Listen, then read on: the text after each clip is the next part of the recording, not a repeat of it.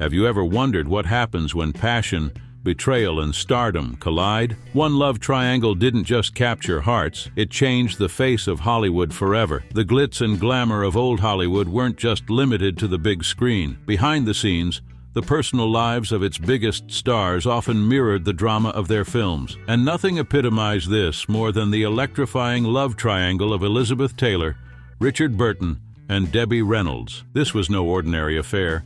It was a whirlwind of passion, heartbreak, and media frenzy that captivated the world. Their story wasn't just personal, it became a reflection of Hollywood itself, extravagant, dramatic, and impossible to ignore.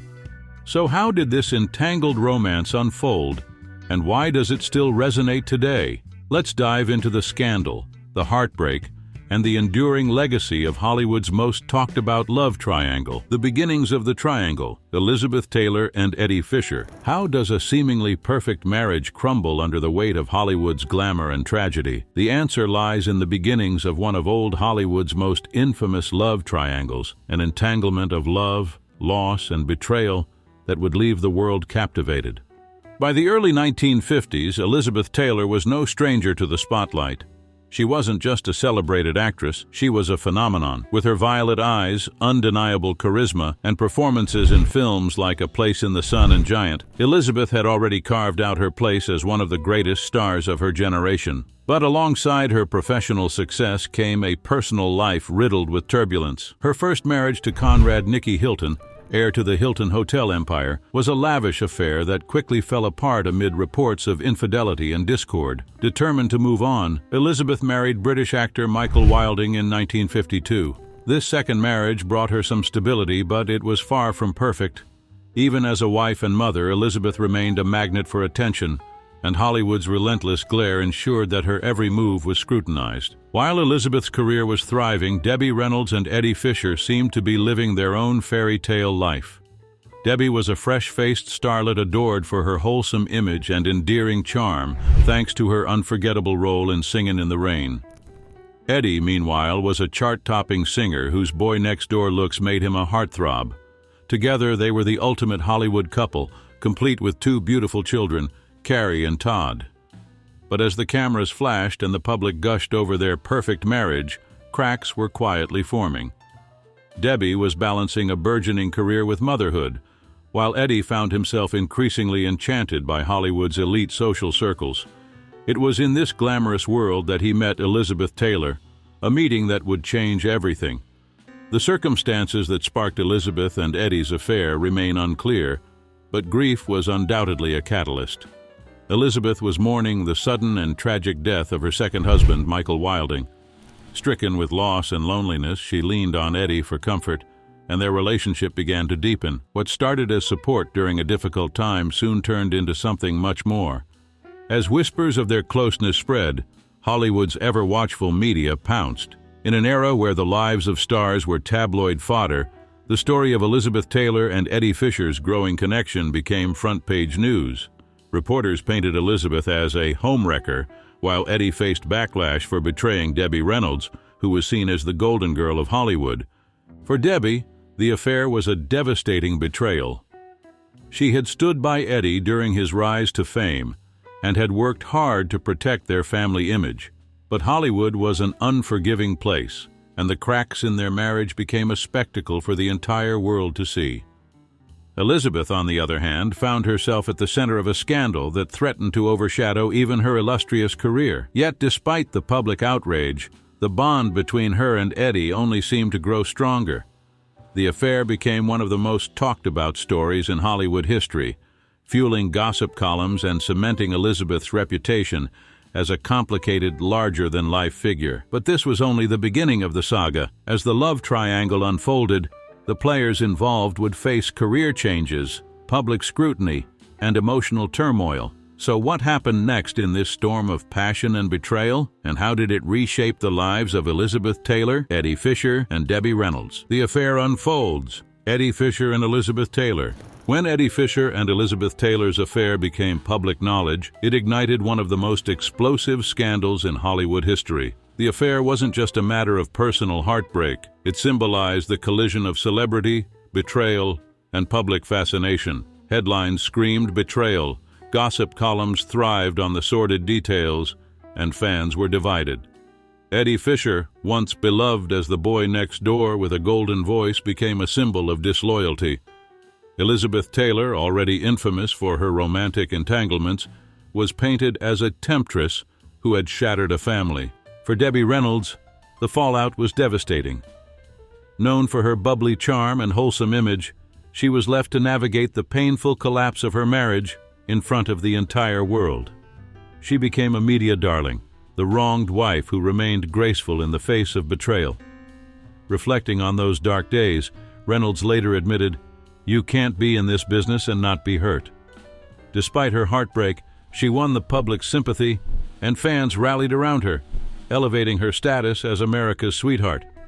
Reynolds became the ultimate symbol of resilience, but her pain was undeniable.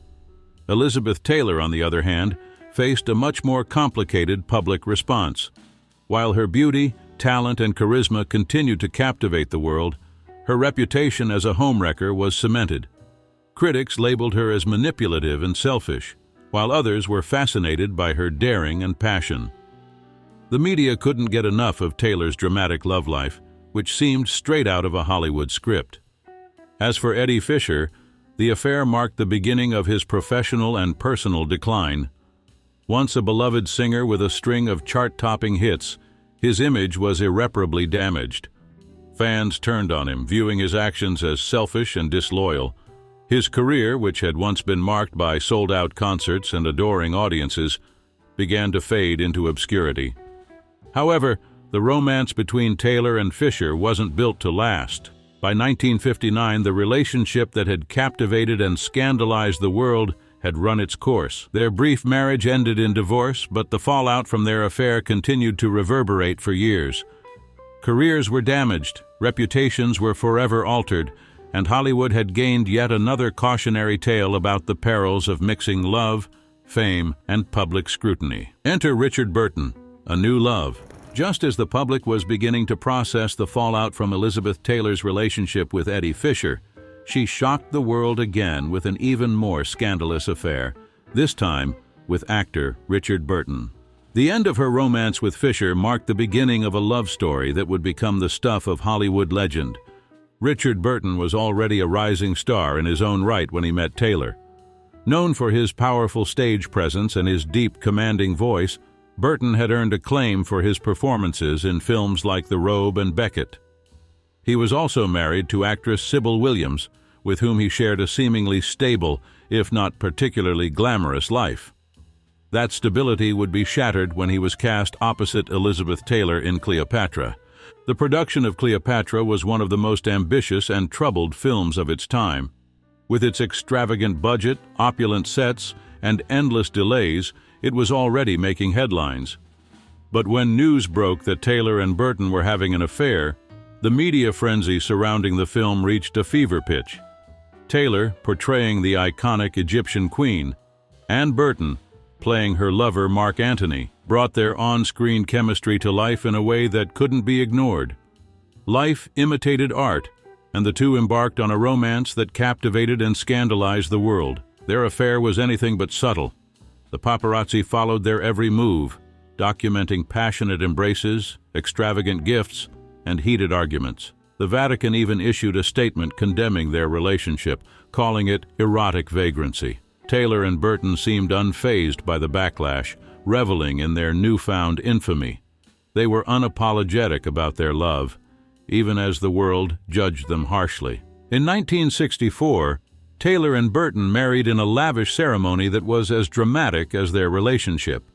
Their union solidified their status as Hollywood royalty, but it also marked the beginning of one of the most volatile love stories in entertainment history. Their relationship was a roller coaster of fiery arguments, passionate reconciliations, and public displays of affection. They were two larger-than-life personalities, and their love burned brightly, but it also burned out quickly. Despite their tumultuous relationship, Taylor and Burton were incredibly productive during their time together. They starred in several films as a couple, including The Sandpiper and the critically acclaimed Who's Afraid of Virginia Woolf. Their performances in the latter film earned them widespread praise, with Taylor winning her second Academy Award for her searing portrayal of a bitter, alcoholic wife. However, the pressures of fame, combined with their intense personalities, eventually took their toll. In 1974, after 10 years of marriage, Taylor and Burton divorced. But their story didn't end there. The two reunited and remarried in 1975, only to divorce again a year later. Their second marriage was just as tumultuous as the first, proving that while their love was undeniable, it was also unsustainable. Elizabeth Taylor and Richard Burton's love story remains one of the most iconic and tragic in Hollywood history. Their passion for each other was matched only by their ability to hurt one another, creating a legacy that was equal parts romantic and heartbreaking. How could such an intense love affair ultimately end in so much pain? And what does their story teach us about the price of fame and the human need for connection? The end of the triangle, a bittersweet conclusion. After her second divorce from Richard Burton, Elizabeth Taylor's life remained as colorful and eventful as ever. She married and divorced several more times, each relationship adding another layer to her already complex legacy. However, her love story with Burton stood apart as one of the most passionate and tumultuous chapters in her life. Even after their final divorce, the connection between Taylor and Burton never truly faded.